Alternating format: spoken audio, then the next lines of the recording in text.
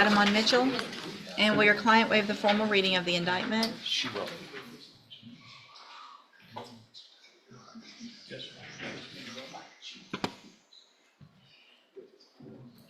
Ms. Mitchell, in cause number 24, DCCR 2270, you're charged with the state jail felony offense of theft of property from August 11th of 2024. And how do you plead to that charge? Are you pleading guilty freely and voluntarily? And are you pleading guilty because you actually did what they've charged you with? I have here on the computer some documents that have your signature on them that the state has marked as exhibit number 1. Before you signed these, did you go over them with Mr. Comerford? Yes. Do you fully understand them? Yes. And do you understand, if I follow the agreement that you made with the district attorney, that you will be waiving or giving up any right to appeal? Yes, ma'am. And it looks like the agreement that you've reached is for a 3-year deferred probation. Looks like y'all agreed to a $500 fine, but there's also almost $4,000 of restitution. Yes, ma'am. Okay, I'm We're okay with it. inclined to reduce that. I'd much rather the restitution. How old are you? 25. Okay. We're okay. So the restitution would be $3,999.68. Is that your understanding? Yes, ma'am. And do you understand, if I follow the agreement that you made with the district attorney, that you will be waiving or giving up any right to appeal? Yes, ma'am.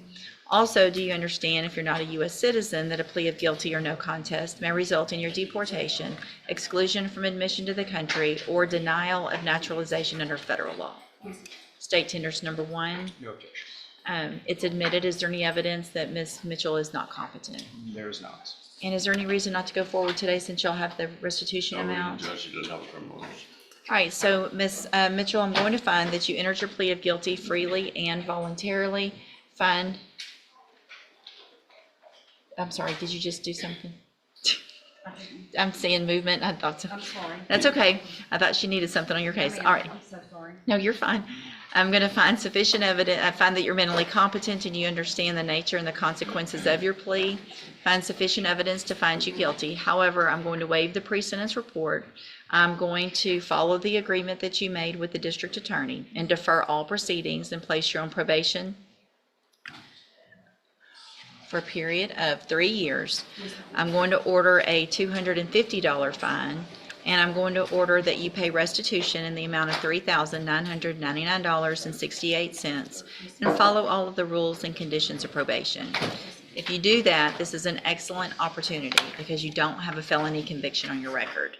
And if you successfully complete the probation, at the end, the case is actually dismissed. You will never have a felony conviction.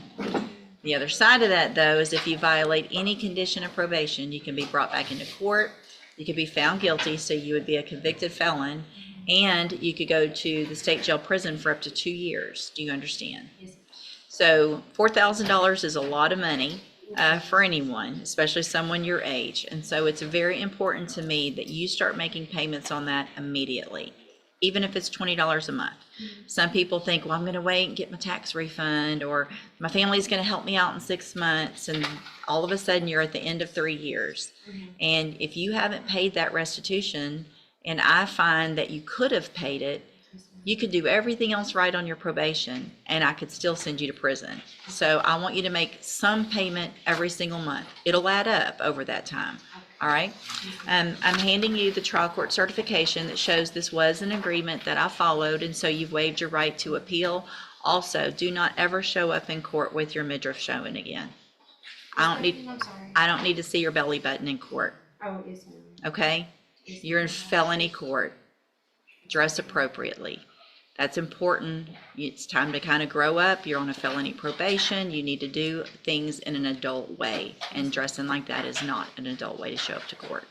Okay? You need to have a seat here in the courtroom. Probation's going to call you to her desk. She's right over there. Watch for her to call your name, and then she'll go over your paperwork with you. Okay? Good luck to you, ma'am.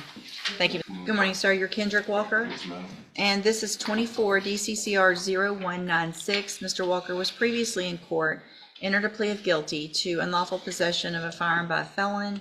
I've received the pre-sentence report. Has everyone had an opportunity? This right here is a critical moment. The pre-sentence report isn't just paperwork, it's the document that quietly shapes how the judge sees the defendant. Any inaccuracies, even small ones, can tip the scale. Defense attorneys are smart. To clean this up now, because once sentencing starts, there's no rewind button.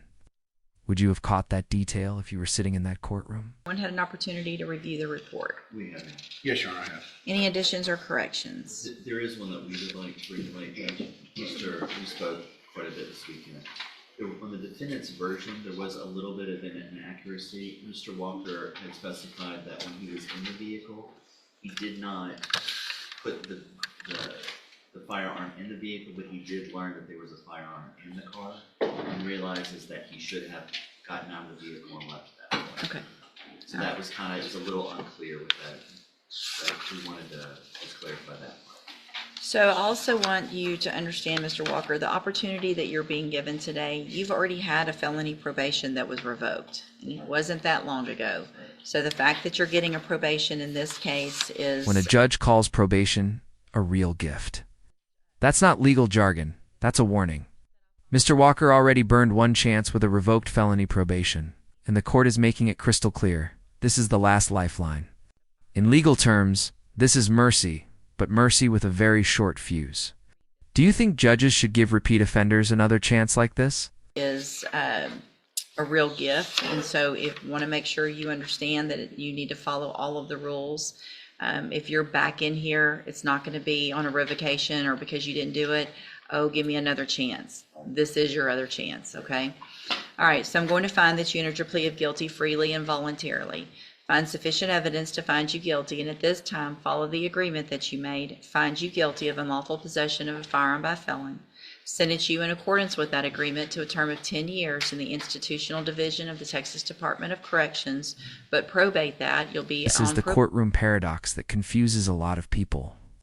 He's sentenced to 10 years with the Texas Department of Criminal Justice, but he walks out today on probation. That 10-year sentence is basically suspended in midair, waiting. One violation, and it snaps into place instantly. Freedom here comes with invisible handcuffs. Would you feel relieved or terrified? On probation for 5 years. You're ordered to pay a $500 fine and to follow all of those rules and conditions of probation. Obviously, if you do that, again, this is a great opportunity because you're going to be able to serve that 10-year sentence while you're out on probation. The other side, though, if you're back in here, you've already agreed to a 10-year sentence. And so please make sure you follow all of those rules. I'm going to hand you the trial court certification that shows, Mr. Nichols, that shows that this was an agreement that I followed, and so you've waived your right to appeal. I have also handed you a written admonishment regarding your ineligibility to possess a firearm or ammunition. Obviously, you know this at this point, but I am required to read this by law. Because of the judgment entered against you, you are ineligible under Texas law to possess a firearm or ammunition. Possession of a firearm or ammunition could lead to charges against you. Firearm is a legal term. Read the written admonishment I provide you to see what devices qualify as a firearm. If you have questions about the laws that make you ineligible to possess a firearm or ammunition or about how long that lasts, you can talk with Mr. Rennick. And again, as you can tell, it doesn't even have to be yours to be in possession of it. You can't be in a car with a gun, in a house with a gun, anything like that, okay? All right, have a seat here in the courtroom. Probation will call you up when they're ready to go over your paperwork. Thank you, Your Honor. Thank you, Mr. Rennick. Mr. Franklin, you have Ray No. Yes, Your Honor.